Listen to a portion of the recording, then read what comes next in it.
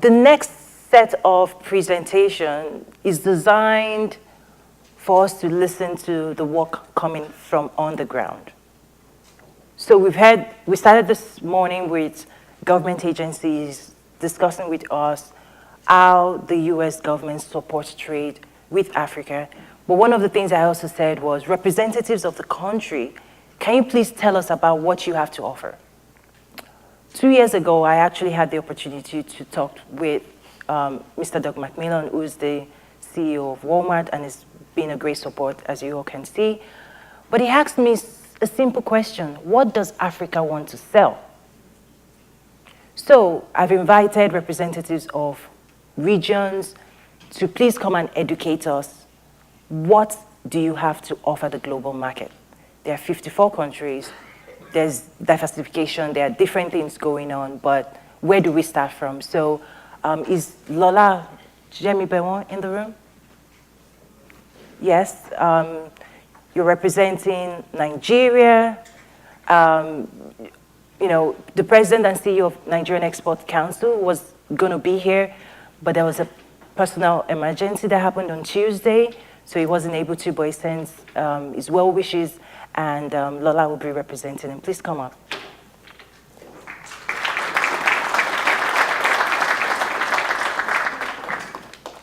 Thank you for that, Toyin. And like Toyin said, I am not Olusegun Awolowo. My name is Lola Jemibewan, or Lola Jembewon, depending on the audience. My CEO does send his apologies. He really wished he could be here, but had to face a bit of a last-minute emergency and had to return to Abuja unexpectedly. So I will do my best to represent him here today. All right, so we're here for a great reason, obviously. I've been so excited to participate both yesterday and today in the conversations we've been having here. This is a great time to be having these conversations, and this is a great place to be having these conversations. As someone who works for the government, I understand that a lot of times we focus our energy on DC, or in Nigeria's case, Abuja. So actually getting out of the capital, interacting with people who work in industry is something that I think is incredibly valuable. Right. So today I'll be discussing business opportunities in Nigeria's non-oil export space. And to begin, there's a clip that I'd like to play. Well, I would like to visit Nigeria. I'd like very much to visit Nigeria. It's an amazing country, and in certain ways, I hear from the standpoint of the beauty of a country, there's no country more beautiful. So I would like to. All right, so that was just 2 weeks ago, last week of April, when President Buhari visited President Trump. And so why did President Trump say these things? Because I actually think he was dead on the spot. Nigeria is an incredibly dynamic country, and even though most people hear Nigeria, you think oil, we are a lot more than oil. Nigeria's economy is incredibly diversified. The issue is our export base is not. Okay, so what is the Nigerian Export Promotion Council?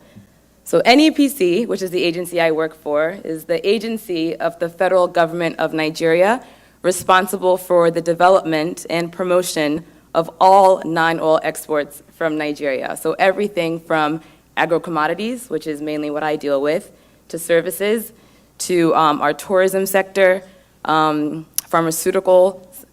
If it's not oil, NEPC has its hand in it. So our vision is to make the world a marketplace for Nigerian non-oil products. Our mission is to spearhead the diversification of the Nigerian economy by expanding and increasing non-oil exports for sustainable and inclusive economic growth. So a little bit of information about Nigeria, and this is something that probably most of you in this room have an idea about. Nigeria is the largest economy on the African continent. It's a position we grapple with our South African counterparts with, but currently we're fortunate enough to have that title. In the ECOWAS region, ECOWAS being the economic community of West African states, Nigeria is the largest country, representing about 77% of the regional GDP.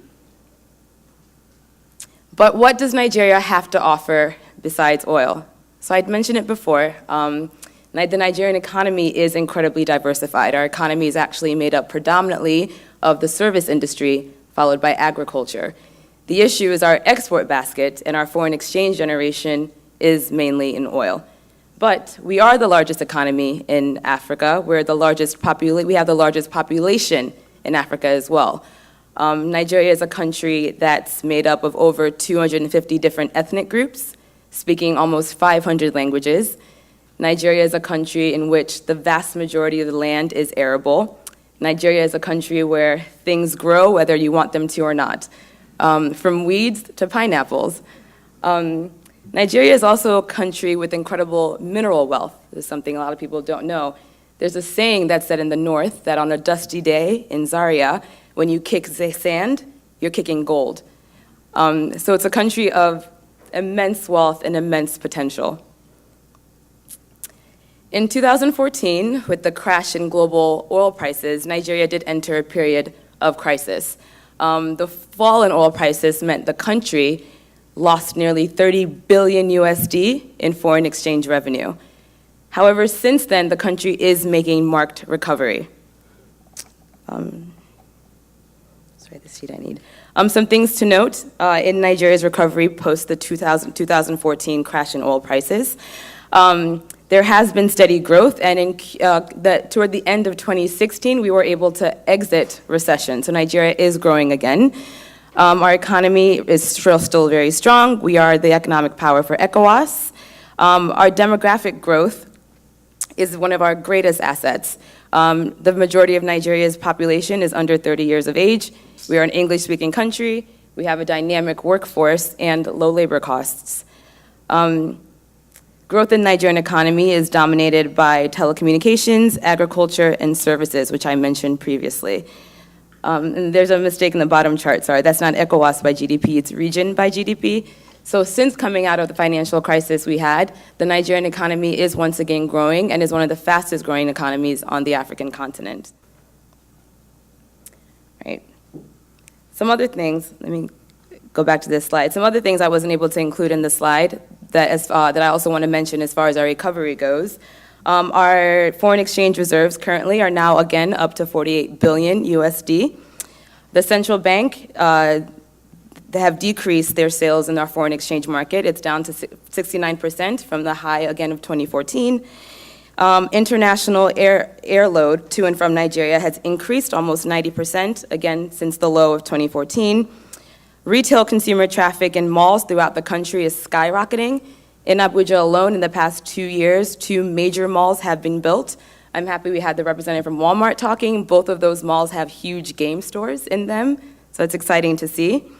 Internally generated revenue, our tax revenue is increasing massively. Q1 of this year, the country was able to collect 1.1 trillion naira in tax revenue. This is up from 770 million the same time frame in 2017. Bank lending rates are decreasing, commercial bank lending rates. There's also been an increase of over 500% of farm produce exports, again, since the low of 2014. Rail projects throughout the country are bouncing back. I don't know how many of you have been to Nigeria, but today you're able to catch a train from Abuja to Kaduna and back.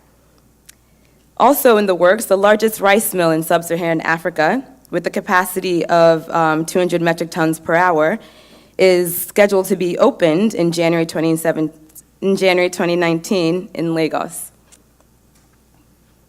All right. So now I'm going to spend a couple minutes talking about one of my most passionate initiatives that I have the ability to work on while at NEPC. It's our OSOP, One State, One Project, One State, One Product project. So Nigeria is a country with a tertiary system of government, much like the United States. We have the federal government, state governments, and local governments. And like I mentioned before, Nigeria is a country where land is abundant and anything can grow. So what we've done at NEPC is we worked with our state partners as well as local partners to identify agricultural products produced in each state that can be foreign exchange earning to replace oil revenue. So what OSOP does is it breaks up the country into geopolitical zones, and each geopolitical zone is assigned, based on natural endowments, products that are traded over 20 $20 million annually that if they were to target investment, can actually take over the money that the states would have earned in oil. So I'm going to go through each region and explain a couple of the things that we've identified as potential money earners for the states. So in the Northwest Zone, our major export drivers are cotton, leather, gold, and rice. Cotton alone has the potential to earn between 2 to 2.5 billion annually. In the Northeast zones, our major export drivers are cotton, leather, soya, and sugar. Leather, and a fun little fact that a lot of people don't know, but leather, Nigerian leather is some of the most highest quality leather produced in the world. I think a lot of times you think of leather products, you think about Europe, you think about Italian bags, Italian shoes, but upwards of 60% of Italian shoes are made with Nigerian leather. Those of you who've traveled to Kano, anyone who travels to Kano and visits any tannery in Kano will recognize the quality of the leather that's produced in Nigeria. Unfortunately, we have the raw leather, which is then exported. We don't produce leather shoes and bags ourselves. But the quality is something that the country does pride itself on. And with the right investment, this is something that can be scaled up where we can have indigenous firms and companies actually competing perhaps one day in these sectors. In the North Central region, again, we have soya, sugar, and rice. Rice is a very interesting one that the government, so I sit under the Ministry of Industry, Trade, and Investment, but the Ministry of Agriculture is very interested in also increasing rice yields because in addition to our ability to export rice, there's also a huge local demand for rice. So obviously any increase in rice production is first meant to meet local demand, with any extra being exported first to regional partners and then beyond the West African region. In the Southwest, our major export drivers are cocoa, petrochemicals and fertilizer, as well as palm oil. Yesterday, I had several conversations where people asked me, non-oil, what does Nigeria export besides non-oil?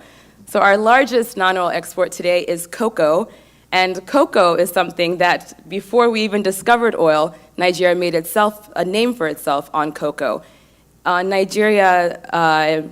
Lagos, Nigeria was at one point home to the largest building in Africa, which was built off, it's Cocoa House in Lagos for the Nigerians here, and it was built off proceeds from cocoa. There's an anecdotal story that goes around that Nigeria had colored television before France in the Southwest region. Again, this was from money from cocoa. We are the third largest cocoa producer in Africa today, behind Ivory Coast and Ghana. Our cocoa trees are old, our cocoa plantations are falling apart. With targeted investment, this is something where the country can see endless, absolutely endless potential. In the Southeast zone, we have palm oil, gold, rubber, and rice. Palm oil, again, very similar to cocoa. Palm oil is a product where in the 1950s and 1960s, Nigeria was the largest palm oil producer in the world. Again, there's an anecdotal story. Malaysian and Indonesian investors came to Nigeria. Today, Malaysia and Indonesia are the largest palm producers. They produce palm oil with palm kernel seeds found in Nigeria. In the South-South, our oil-producing region, we have petrochemicals, of course, fertilizer and ammonia, palm oil, and rubber. But outside of agro-commodities and agro-industries, like I mentioned, Nigeria's economy is actually dominated by the service sector.